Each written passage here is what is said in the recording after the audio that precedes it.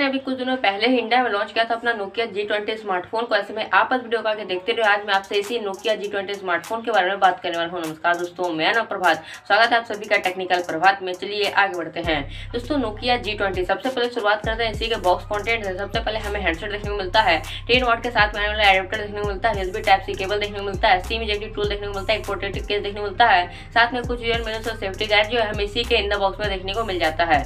अब दोस्तों अगर हम बात करते हैं इसी के बिल्ड क्वालिटी के बारे में, दोस्तों पीछे जो डिजाइन देखने को लगता है नोकिया के सभी स्मार्टफोन की तरह इसमें भी आपको सेम डिजाइन देखने को मिलता है, जहां पर पीछे में आप लोगों को बिल्कुल एकदम मेट फिनिश के साथ में डिजाइन देखने को मिलता है, जहां पर नीचे में आपको नोकिया का लोगो देखने को मिलता है। पीछे की तरफ में आप लोग एक छोटा सा पॉलीकार्बोनेट बैग देखने को मिलता है, साथ ही पीछे में आप लोग राउंड शेप में क्वाड कैमरा सेटअप मिलता है with rear LED flash light के साथ में। उसके साथ ही साथ दोस्तों इस स्मार्टफोन में अगर हम फ्रंट की बात करते हैं तो फ्रंट में हम लोग को वाटर ड्रॉप नॉच स्टाइल एक सेल्फी कैमरा देखने को मिल जाता है। दोस्तों ये जो स्मार्टफोन है 9.2 mm के थिकनेस के साथ में आता है और इसका जो वेट है वो 197 ग्राम है, तो बहुत ही ज्यादा हेवी स्मार्टफोन ये होने वाला है।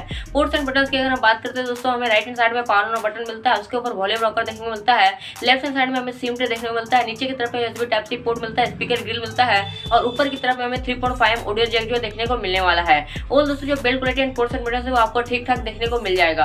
अब दोस्तों अगर हम बात करते हैं इसी का डिस्प्ले के बारे में, तो इसमें हमें 6.5 इंचेस का एक HD plus IPS LCD display देखने को मिलता है। इसमें हमें 20:9 का एस्पेक्ट रेशियो देखने को मिलता है, साथ ही इसमें हमें 269 ppi का पिक्सल डेंसिटी भी देखने को मिलने वाला है। दोस्तों यहाँ पर एक अच्छा डिस्प्ले देखने को मिलेगा, HD डिस्प्ले देखने को मिलेगा, तो कहीं ना कहीं ये जो डिस्प्ले होगा तो एक ठीक ठाक डिस्प्ले जो है हमें स्मार्टफोन में देखने को मिल जाएगा। अब दोस्तों अगर हम बात कर लेते हैं इसी के स्पेसिफिकेशन के बारे में, तो इसमें हमें मीडियाटेक का Helio G35 चिपसेट देखने को मिलता है, जो कि एक 12 नैनोमीटर की टेक्नोलॉजी बनाने वाला ऑक्टा कोर चिपसेट होने वाला है। उसके साथ ही दोस्तों यहाँ पर रैम रोम में एक ही वेरिएंट देखने को मिलता है, जहाँ पर 4GB रैम और 64GB स्टोरेज देखने को मिलता है। दोस्तों ये जो चिपसेट एक ठीक ठाक चिपसेट, जिससे आपका गेमिंग परफॉर्मेंस ठीक ठाक देखने को मिल जाएगा और रैम रोम में भी आपको एक ही वेरिएंट देखने को मिलता है, तो स्पेसिफिकेशन जो आपको डिसेंट देखने को मिलने वाला है।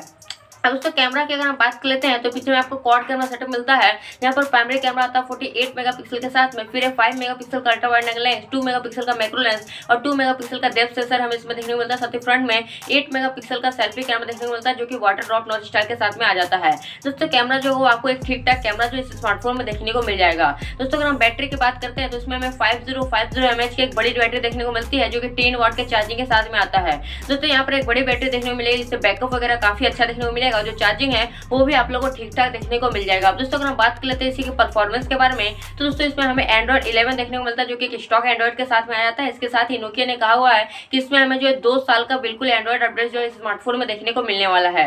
साथ ही साथ दोस्तों यहाँ पर जो गेमिंग परफॉर्मेंस होगा आपको एक ठीक ठाक गेमिंग परफॉर्मेंस देखने को मिल जाएगा। आप लो एमबी के गेम्स को इजिली खेल पाओगे, लेकिन जो हाई एमबी के गेम्स होते हैं उसको इस स्मार्टफोन में नहीं खेल पाओगे, क्योंकि चिपसेट जो है ज्यादा पावरफुल नहीं होने वाला। इसके साथ ही अदर कोर परफॉर्मेंस में हमें डिस्प्ले, बैटरी, कैमरा स्पेसिफिकेशन वगैरह सभी चीजें जो है परफॉर्मेंस है डिसेंट परफॉर्मेंस जो हमें इस स्मार्टफोन में देखने को मिल जाएगा। दोस्तों अगर हम कनेक्टिविटी की बात कर लेते हैं तो इसमें हमें ब्लूटूथ वर्जन 5.0 देखने को मिलता है, वाईफाई, जीपीएस, साथ ही एक 4G स्मार्टफोन होने वाला है। इसके साथ ही हमें साइड माउंटेड फिंगरप्रिंट सेंसर देखने को मिलता है, AI फेस अनलॉक का सपोर्ट और यूएसबी टाइप सी पोर्ट और 3.5 ऑडियो जैक जो है कनेक्टिविटी के मामले में देखने को मिलने वाला है। दोस्तों अगर हम बात करते हैं इसी के प्राइस एंड कलर्स के बारे में, तो यहाँ पर हमें 2 कलर ऑप्शन देखने को मिलता है, जहाँ पर एक ग्लेशियर और एक नाइट कलर ऑप्शन देखने को मिलता है। प्राइस की बात करते हैं जो बेस वेरिएंट है 4GB रैम 64GB स्टोरेज के साथ में, उसका प्राइस रखा गया है 12,999 रुपए।